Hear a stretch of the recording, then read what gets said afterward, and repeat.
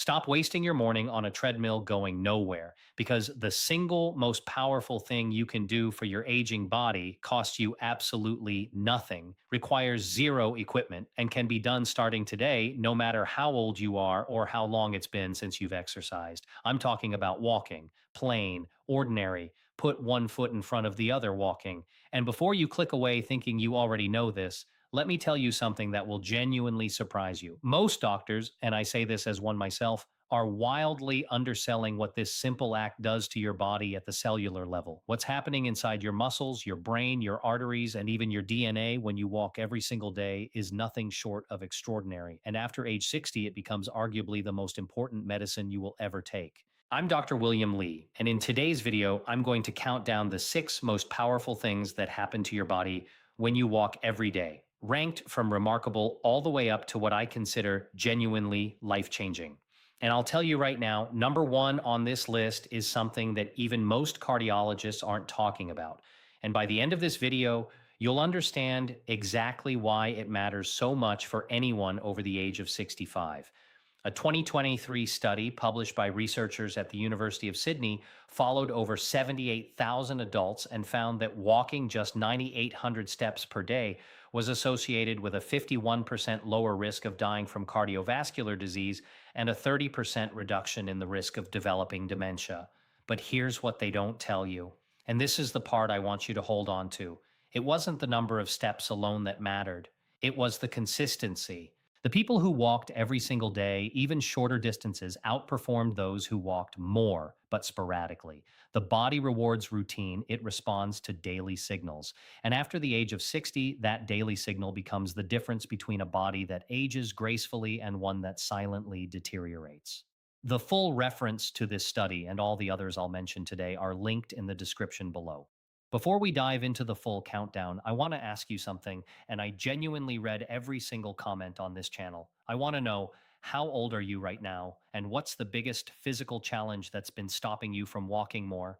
Drop it in the comments below. Tell me your age, your city, and what's been getting in your way. You'd be amazed how many people in their 70s and 80s who watch this channel have told me that a single comment from a stranger their age changed their entire mindset. So leave yours. It might change someone else's life. Now let's count down, starting at number 6. Number 6, and this one sets the stage for everything else, is what walking does to your blood sugar within the first 30 minutes of moving. Most people think blood sugar is only a concern for diabetics, but here is the truth. After the age of 60, nearly every human body on this planet starts losing its sensitivity to insulin. Insulin is the hormone that acts like a key, unlocking your cells so that glucose, your blood sugar, can enter and be used for energy. Think of it like a delivery truck that needs a working dock to unload its cargo. As we age, those docks become rusty. The medical term for this is insulin resistance, and it quietly accelerates after 65, driving up inflammation, storing fat around your organs, and starving your brain cells of the fuel they need. A study from the Joslin Diabetes Center at Harvard found that even a single 15-minute walk after a meal can reduce post-meal blood sugar spikes by up to 22%. That is not a small number. That is the equivalent of a mild glucose-lowering medication, and it comes with zero side effects. For aging bodies specifically, this matters even more because of something called glycation. When excess sugar attaches to proteins in your blood vessels and literally makes them stiff and brittle, like turning a garden hose into a pipe made of glass. Walking clears that excess sugar from your blood before it can do that damage. The practical advice here is simple and powerful. Take your walk within 30 minutes of eating a meal, particularly dinner, which is when blood sugar spikes tend to be highest in older adults. Even a 10-minute stroll around the block counts. And if you pair this with drinking a small glass of water before you walk, your body will shuttle that glucose out of your blood even more efficiently. The synergy between hydration and movement at this stage is something almost nobody talks about, but your kidneys and your pancreas will thank you for it. Now, here's a teaser. Number 2 on this list deals with something inside your cells that most people have never heard of, but after age 70, it may be the single most important factor in how fast you age. Keep watching. Number 5 is what daily walking does to your joints, and specifically, why it's the opposite of what most people fear. I hear it all the time. Doctor, I don't walk because my knees hurt, or I was told I have arthritis and that walking will make it worse. And I understand why people believe that. It sounds logical. If your knees are painful, surely pounding them on the pavement will grind them down faster. But the science says the exact opposite is true. Cartilage, the cushioning tissue inside your knees and hips, does not have its own blood supply. It has to absorb nutrients like a sponge, and the only way it gets squeezed is through movement. A landmark study from the University of California at San Francisco followed more than 2,600 adults with knee osteoarthritis and found that those who walked regularly had significantly less cartilage loss over 4 years compared to those who were sedentary, even after controlling for body weight. Walking actually feeds your cartilage. Now, for people over 65, there's another layer to this that's critically important, and it involves a condition called sarcopenia, the gradual loss of muscle mass that happens naturally with age. After 75, the average person loses muscle at a rate of about 1.5% per year, and the muscles that support your knees and hips are often the first to go. When those supporting muscles weaken, your joints have to absorb shocks they were never designed to handle alone. Walking, even at a gentle pace, activates the quadriceps, the hamstrings, the glutes, and the calves, all the muscles that act as shock absorbers for your joints.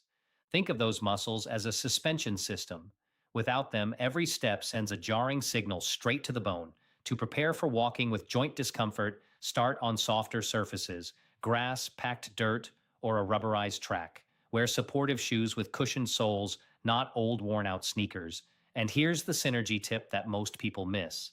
Take your walk about 45 minutes after a meal that contains omega-3 fatty acids, fatty fish, walnuts, or flaxseed, because omega-3s are naturally anti-inflammatory, and they circulate through your bloodstream at peak concentration during that window. Walking while those compounds are active in your body gives your joints a layer of chemical protection that you simply cannot get from walking on an empty stomach. Number four is something that might shock you because it has to do with your immune system and what walking does to your body's ability to fight infection, cancer, and chronic disease. Here's a fact that most people over 65 deserve to know: your immune system ages.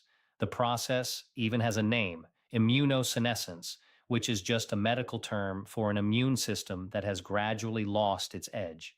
After 70, the body produces fewer T cells, which are the elite soldiers of your immune defense. Natural killer cells, the ones that patrol your body looking for cancerous or virus infected cells, become slower and less aggressive.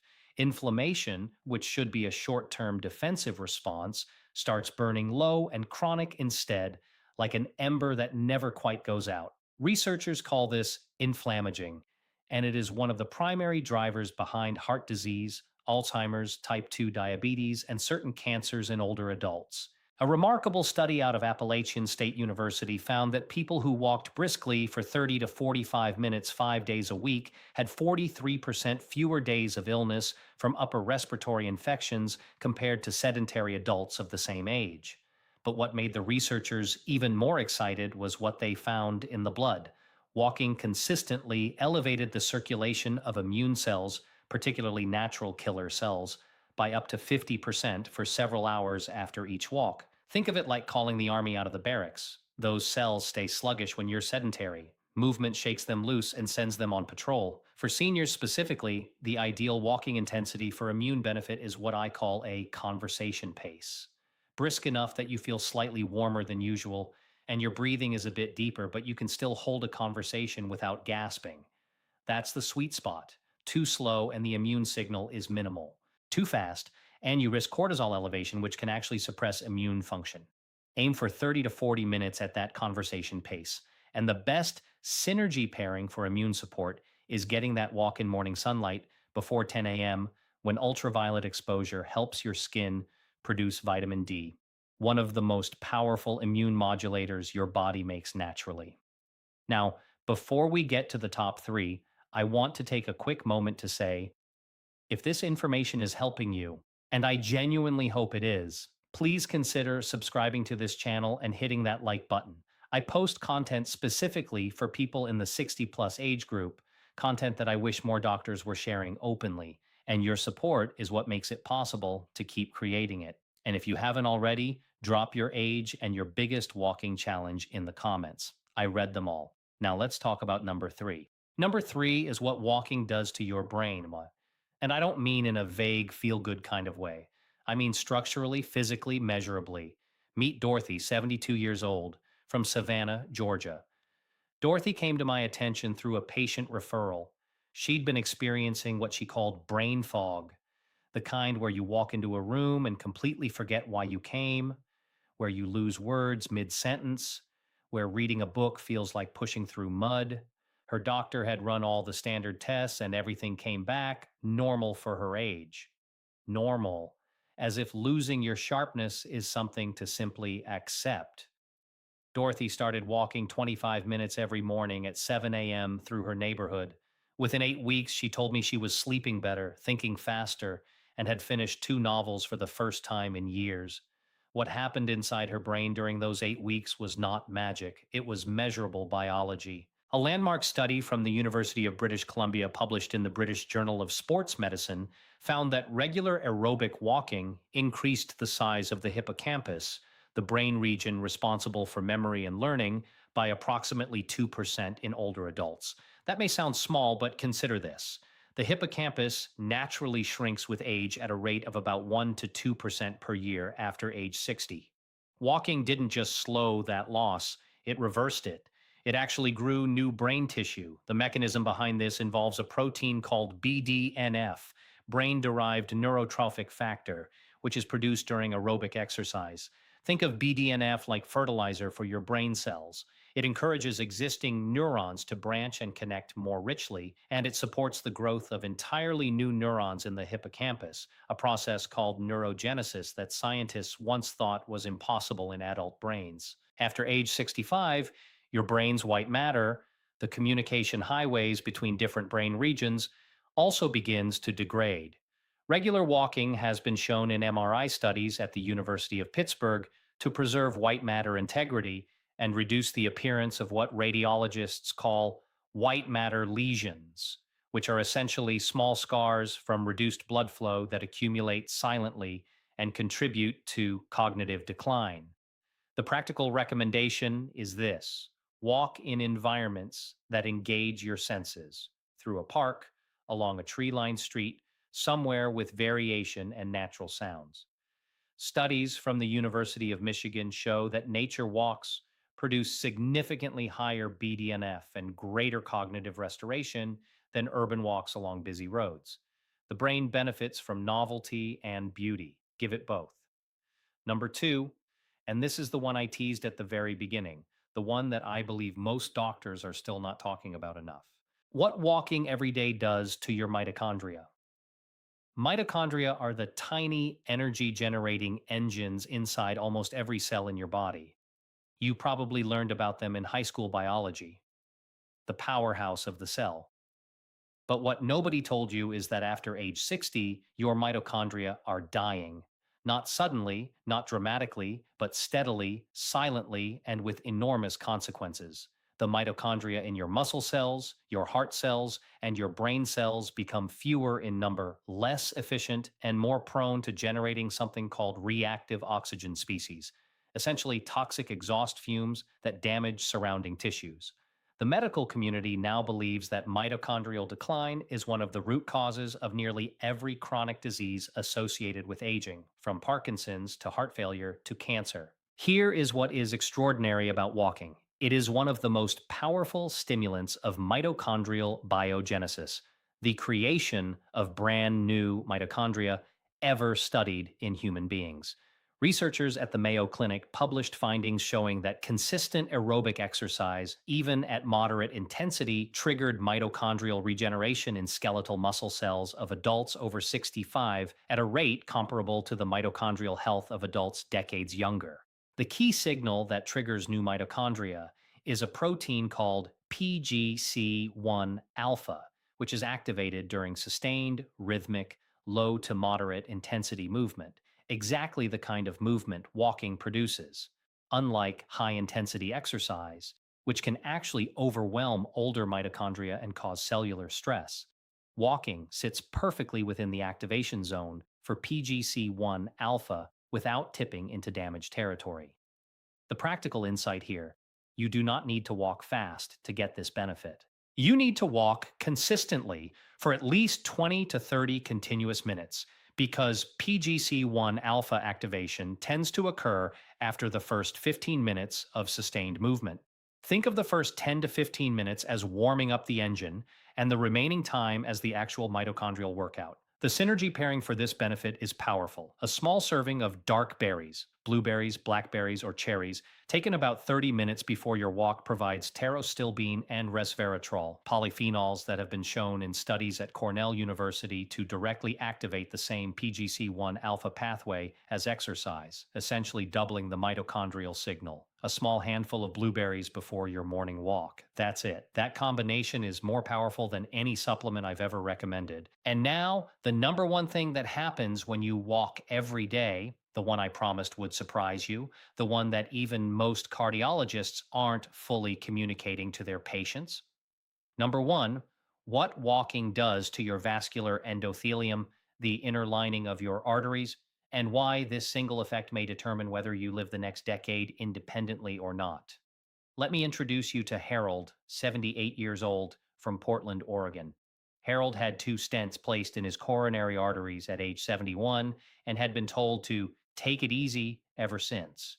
He moved slowly, took the elevator, and had largely stopped socializing because fatigue overwhelmed him.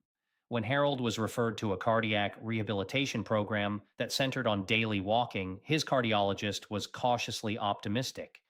18 months later, Harold's resting blood pressure had dropped from 148 over 92 to 122 over 78 without any medication changes. His 6-minute walk test, a clinical measure of cardiovascular fitness, had improved by 34%, and Harold told me the most important change. I feel like I got 7 years back. What happened to Harold was happening at the level of his arterial walls.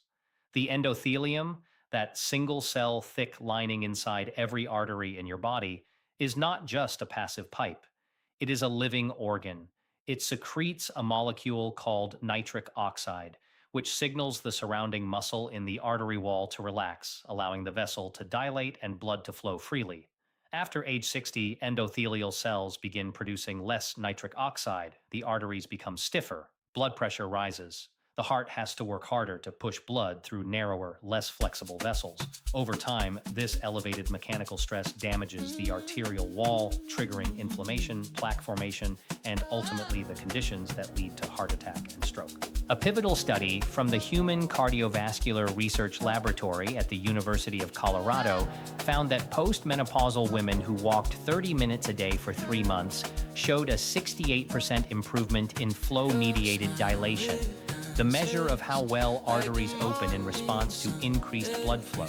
That is a measure of endothelial function, of how well your arteries are working, and it improved by 68% from walking alone.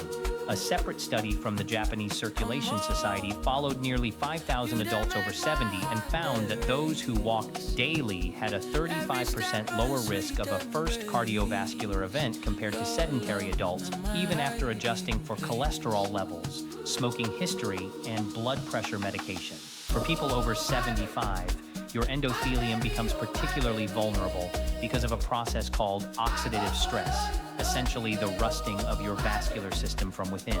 Every step you take sends a surge of blood through your vessels, and that mechanical force, called shear stress, is the single most potent stimulus for nitric oxide production that we know of. Not supplements, not any medication. The physical force of blood moving through your arteries, generated by your legs moving, tells your endothelial cells to produce more nitric oxide and to replicate healthier cells to replace damaged ones. Walking is literally renovating the inside of your arteries with every step you take. The optimal timing for vascular benefit is walking in the morning, when cortisol is naturally higher and vascular tone tends to be tighter. Morning walks have been shown to reduce arterial stiffness by 15 to 20% more than evening walks in adults over 65, according to research from the Journal of Human Hypertension. The best synergy pairing for your endothelium is beet juice or foods high in dietary nitrates. leafy greens like arugula or spinach consumed 2 to 3 hours before your morning walk. Your gut bacteria convert those nitrates into nitric oxide precursors. And when you begin walking and sheer stress kicks in, those precursors are already circulating, amplifying the vascular signal significantly. Some studies suggest this combination can improve endothelial function by up to twice the amount of walking alone. A glass of water, a handful of arugula with your breakfast, and a 30-minute morning walk. That is a cardiovascular intervention that no pill on this earth can replicate. So let me bring this all together because I think you deserve to hear this said plainly and without the hedging that so much medical communication hides behind. You are not too old. Whatever age you are right now, whether you're 62 or 72 or 82, your body is still capable of change, it is still capable of generating new brain cells, new mitochondria, new endothelial cells, and stronger muscles. The science does not say this works if you start before 50. The science says it works, full stop. The tragedy is not aging. The tragedy is being told by the world around you that slowing down is the inevitable and appropriate response to getting older, when the evidence says that the very act of daily walking can restore biological function across nearly every system in your body. Independence is not a gift of genetics. It is an outcome of daily decisions. The person who walks every morning at 68 is building the physical infrastructure that will let them live in their own home at 85, play with their grandchildren at 78, and wake up every day with energy rather than dread. This is not about fitness. It is about freedom, and it is available to you right now today in the clothes you are already wearing. If this video helped you, please subscribe to this channel and share it with someone you love who is over 60. And I want to ask you one final question in the comments. And again, I read every single one. What is one place you love to walk or one place you'd like to walk again? Tell me, because sometimes the best medicine starts with remembering what you're walking toward. I'll see you in the next video.